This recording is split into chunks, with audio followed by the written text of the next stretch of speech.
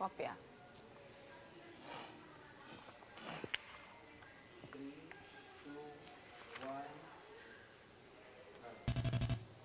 The Health Department reports 12 new local cases of the more infectious Delta COVID variant. The IATF is set to discuss proposals to reinstate restrictions for children aged 5 and above. Authorities are looking into reports that an alleged oil exploration equipment containing Chinese markings was found by fishermen in Bolinao, Pangasinan. PAGASA says that Typhoon Fabian will likely leave the Philippine area of responsibility on Saturday. And in sports, U.S. First Lady Jill Biden leads the country's diplomatic delegation to the Tokyo Olympics.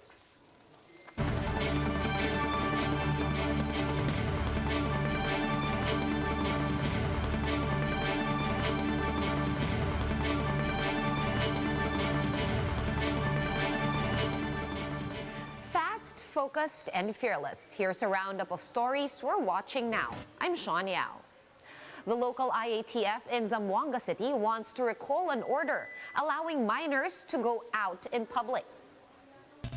Chief Implementer Elmir Apolinario said it was the city's health authorities who recommended the move, to which they agree, so a meeting among members of the task force was set today to revisit the protocol. Earlier, Presidential spokesperson Harry Roque said that the national IATF was also scheduled to meet. According to Roque, the agenda would include restrictions on children amid the threat of the Delta variant. Siguro po kasama na dyan yung rekomendasyon ng mga eksperto kung babawiin yung naunang pag-anunsyo na pinapayagan ng mga bata edad 5 hanggang 17 na makalabas ng bahay sa mga open spaces. And the Health Department has reported 12 new local cases of the more infectious Delta COVID variant. 6 Delta cases were detected in Central Luzon, 3 in Metro Manila, 2 in Calabarzon, and 1 in the Bicol region. The DOH says all new Delta cases have been tagged as recovered, but are still under monitoring by the regional offices. Total Delta infections in the Philippines are now at 47. The DOH also reported 187 new Alpha variant cases, 179 of which are local, while the rest have yet to be determined. 142 new Beta cases were also tallied, bringing the total to more than 1,800. On the other hand, we have 12 new cases of the Theta variant being logged. And the Health Department has reported over 5,800 new COVID-19 cases today. This has brought the country's total caseload to 1,530,000, some 50,500 of which are still active. 17 deaths were confirmed overnight, the lowest recorded since May 23rd. The death toll is now at 26,800. Meanwhile, recoveries have reached 1,452,000, with 3,200 new survivors logged in the last 24 hours. And the local government of Mariveles, Bataan is appealing for more vaccine supply as infections in the municipality continue to increase. Jenny Dongon with the report. Mariveles, Bataan has refuted Octa's report wherein the municipality was tagged as a very high-risk area for COVID-19. The research group said there were 208 average daily cases, while the reproduction rate rose to 2.53. But Mayor Jocelyn Castañeda clarified that they only tallied a total of about 198 cases from July 5 to 11. Meron po kasing error lang doon yung cluster of cases, which is na-attribute nila sa isang araw lang. July 11 lang yung something like 218 cases. Or in fact, yung po ay mali po yun. Dahil on that particular day, July 11, nasa 7 lang po yung active case. In the latest report of Octa released on July 21, Mariveles had already been downgraded to high risk. Nevertheless, Castañeda called on the government to include them among the priorities for job deployment. Bagamat ganun nga po na kami ang pinakamalaking populasyon, pantay-pantay lang pang naibibigay sa bawat munisipyo. May iba pong mga munisipyo na nasa 30,000 or less lang yung kanilang population, pero pareho rin po yung allocation na binibigay. The official emphasized that her town has only vaccinated over 2% out of its 150,000 adult population. Ang dumating po sa probinsya, for example, 7,000. There was a time 7,000 ang dumating sa probinsya. Ang naibigay lang po sa amin noon, nasa 503 doses na po yun.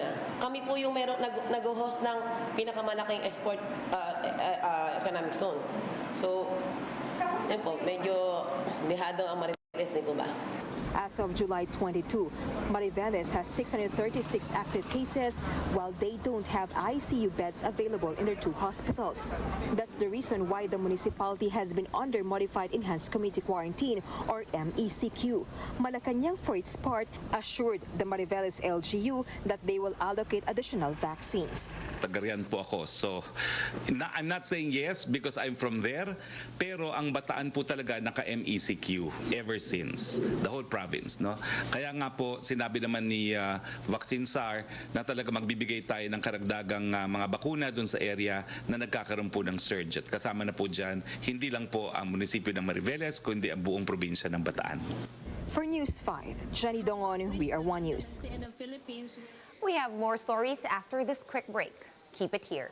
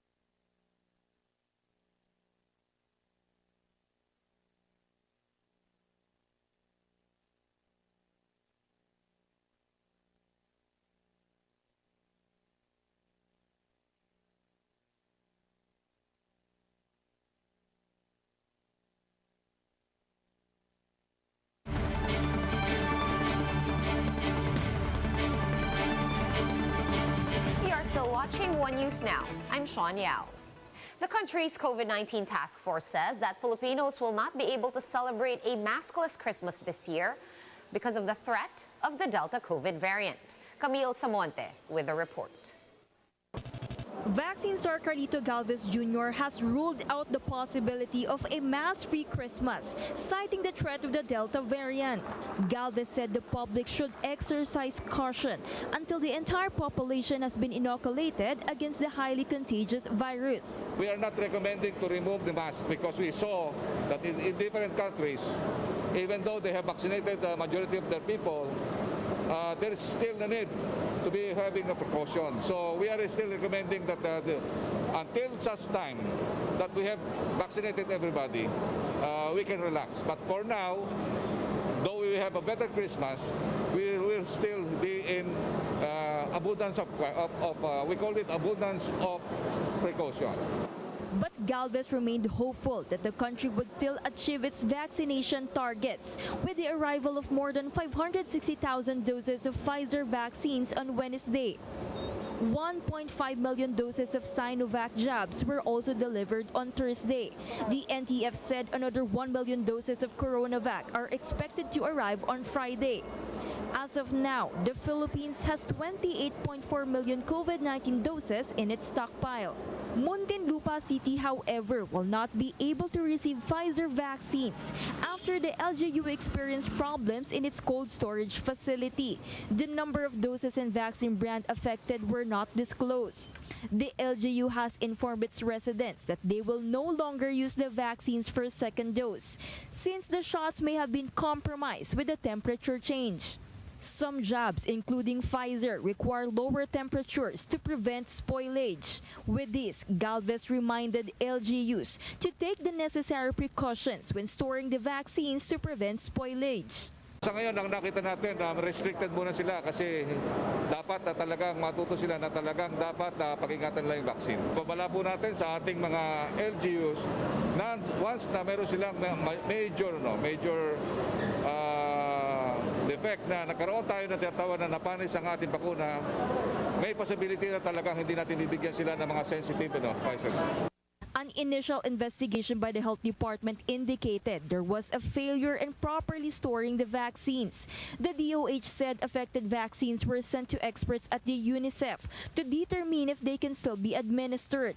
The vaccine officer, however, will be held responsible if found negligent in handling the COVID-19 vaccines. For its part, the LGU said this is an isolated case and assured residents that they will still receive their second dose. We will purchase more state-of-the-art na mga kagamitan to ensure na lahat po ng bakuna at mababakunahan dito at yung mga vaccine sites will be protected at wala nang mangyaring ganitong isolated case na nangyari sa Muntinlupa.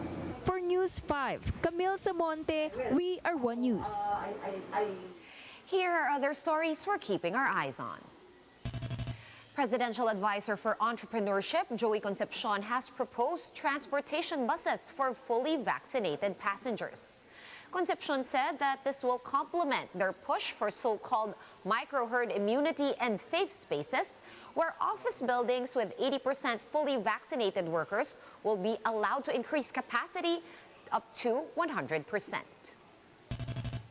Authorities are looking into the discovery of an ocean bottom seismometer containing Chinese markings in Bolinao, Pangasinan.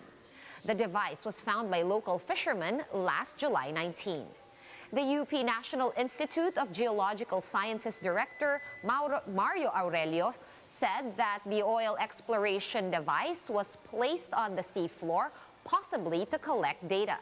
Several other experts expressed concerns over the discovery of the device within our EEZ, or Exclusive Economic Zone.